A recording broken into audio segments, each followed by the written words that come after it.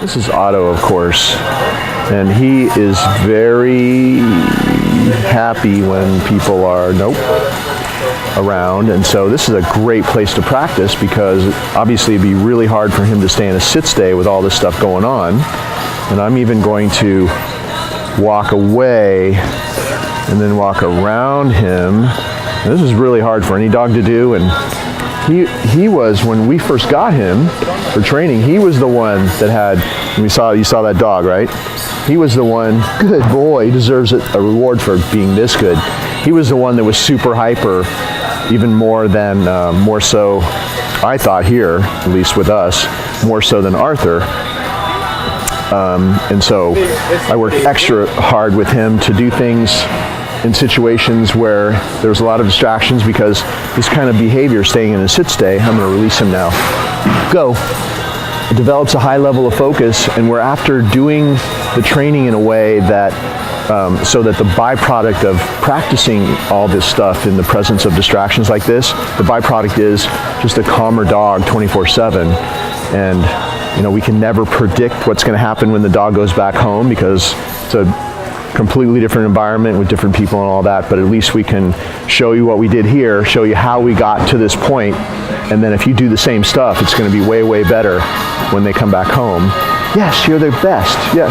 And then people might go to pet them, and luckily he's not a dog that would bite somebody. He's very good. Yes. So that's why we're doing this out in the presence of distractions, because it helps with the overall project of calming the dogs down. So now we're going to do down, and we're going to practice a little down stay.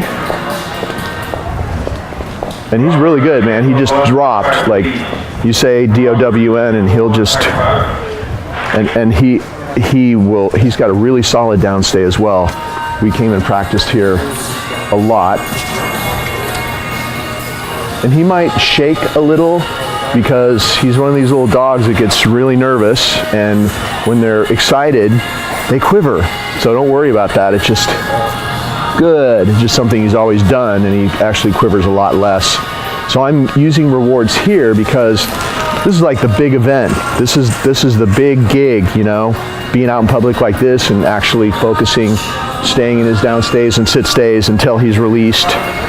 And so I'm still using rewards for these situations with Arthur as well, but just at my house and when there's nothing going on, down stays, sit stays, good.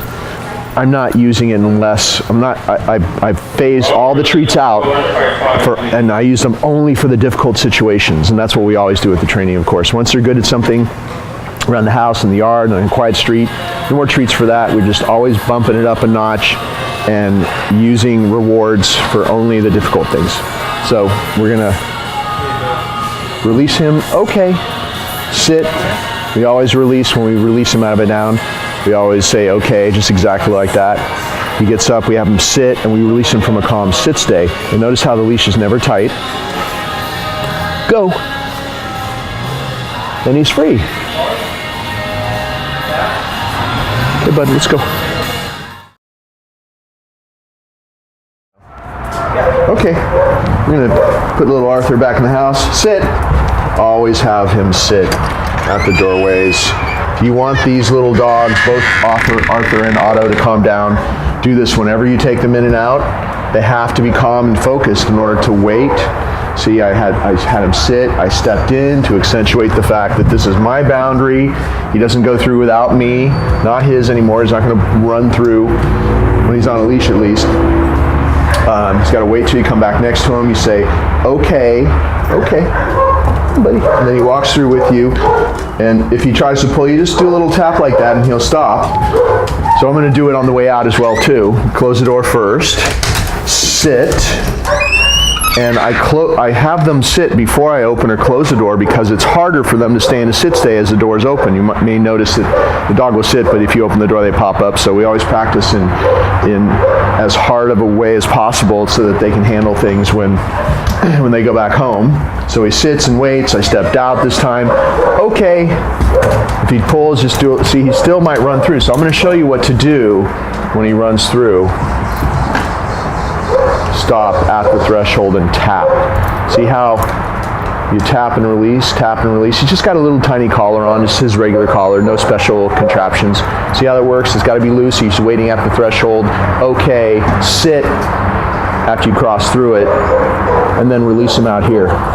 Go. Always release him after you've gone through the threshold. And we're going to take him on a little walk out into public. So I'm going to show you how we take him out onto the street, and we'll continue on in a second. Now we're going to come out of the gate here. I'm going to have him sit. And this is the most exciting boundary for him because it's the gate leading to the world, the street, where there's all kinds of stuff going on. So he sits, I open the gate, he waits, I step out first.